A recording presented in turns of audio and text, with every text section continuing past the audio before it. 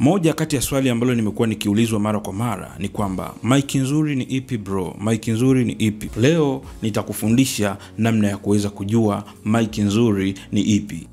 Mic nzuri si kwa jina, mic nzuri sio kwa muonekano, bali mic nzuri ni frequency response. Mic nzuri ni ubora wa kampuni. Hivi vitu viwili ukivifahamu na kuvielewa vizuri, basi hautopata tabu tena ya kuweza kujua mic nzuri ni ipi. Na imani sitokutana na swali hili baada ya wewe kutizama video hii mpaka mwisho. Kitu cha kwanza, kwa mtu ambaye unahitaji microphone kwa ajili ya matumizi yako, usimuulize mtu kwamba mic nzuri ni ipi, ila jiulize kwanza wewe ni nini unataka kukipata kulingana na microphone ambayo unahitaji. Nikisema ni nini ambacho unahitaji kukipata, nazungumzia character ya microphone. Inaweza kukuletea matokeo ya sauti ya aina gani hata kabla haujafanya equalization ya sauti yako. Ni kama unavyoona kwenye graph, kuna baadhi ya frequency zimeboostiwa, kuna baadhi ya frequency zimekatwa. Hiyo ndio kitu ambacho tunaizingatia sana kwenye ununuaji wa microphone. Lakini kitu cha pili, unaponunua microphone unatakiwa ufanye research, ni kampuni gani ambayo huwa inazalisha vifaa bora. Hii itakuepushia wewe kununua microphone kila baada ya muda fulani, ukanunua mic kila baada ya muda fulani, ukanunua mic. Sasa turudi kwenye frequency response. Ninaposema frequency response, najua unajiuliza frequency response ni nini, kwa sababu kuna wengine tunafanya kazi ya production lakini hatujui frequency response ni nini.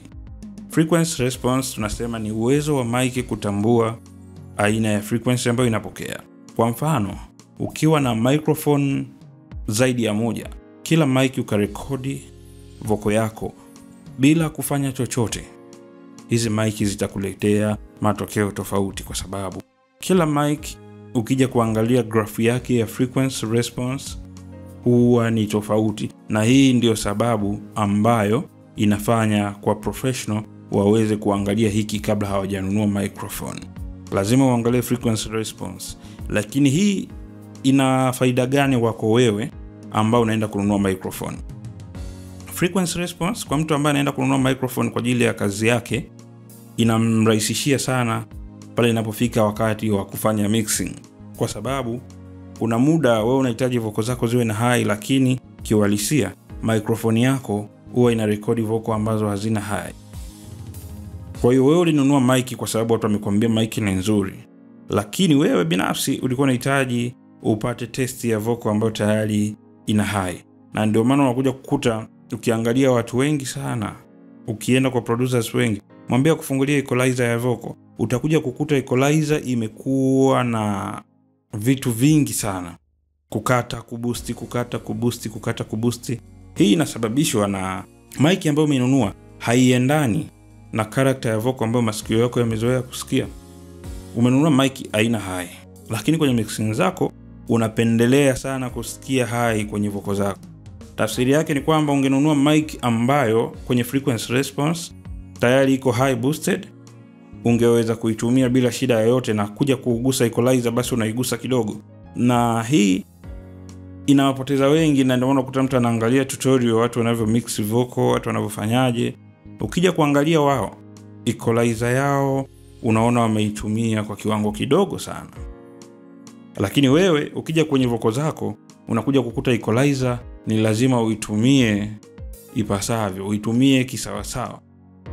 Kwa hiyo ukija kuangalia tutorial, huyu mbona katumia equalizer kwa kiwango kidogo, mbona mimi natumia kwa kiwango kikubwa? Hii inasababishwa na nini? Hii inasababishwa na frequency response, kwamba mic yako ulionunua automatically ukirekodi haina high, au mic ulionunua wewe sio mpenzi wa midi, lakini mic ulionunua ukirekodi vocal zako ni lazima zitakuwa na midi. Sijui kama unanipata. Kwa hiyo ukichukua mic yenye midi, automatically ukirekodi vocal zako utazisikiza na midi, na hiyo ndio character ya mic. Na sio kwamba vocal ni mbaya, ila ni aina ya test ya vocal, na ni aina ya kampuni ilichagua kwamba mic zetu sisi zikiingiza sauti, we love so much kusikia mid, ama tunapenda sana kusikia bass, ama tunapenda sana kusikia high na mid, ama tunapenda sana kusikia high na bass. hizo ni character ambazo wanakuwa wao wamezichagua, na ndio maana kwenye kila kampuni ambayo inaeleweka duniani ukiangalia frequency response graph lazima utaikuta, na ile ndio inakurahisishia wewe sasa kujua kwamba okay, aina ya mic ambayo nahitaji kulingana na masikio yangu ambavyo huwa yanatamani kusikia, basi hii itanifaa. Lakini kama sivyo, hii ndio inakuja kukusababishia wewe kujikuta kwamba kwenye equalizer unakuwa na kazi kubwa sana ya kufanya. Umenunua mic ambayo ina character ya high, lakini wewe sio mpenzi wa high frequency. Nini kinatokea? Umenunua mic ambayo ikicapture inakupa mid sana, lakini wewe sio mpenzi wa mid. Kwa hiyo lazima unajikuta ukija kwenye swala la kumix ni lazima uteseke, kwa sababu haukuzingatia frequency response wakati unanunua microphone yako. Kwa hiyo faida kubwa ya kuangalia frequency response wakati unanunua mic yako itakuja kukurahisishia sana wakati wa kumixi, hautopata kazi kubwa. Kama ukifungua project yako sasa hivi, kama hauna microphone sahihi, itakupa jibu kwenye equalizer yako ni nini ambacho unapenda kukifanya. Utajikuta kwenye vocal yako umeweka high ni nyingi, lakini hiyo inakuwa imesababishwa na mic ulio inunua, kwa sababu mic haiwezi kuingiza vocal vibaya.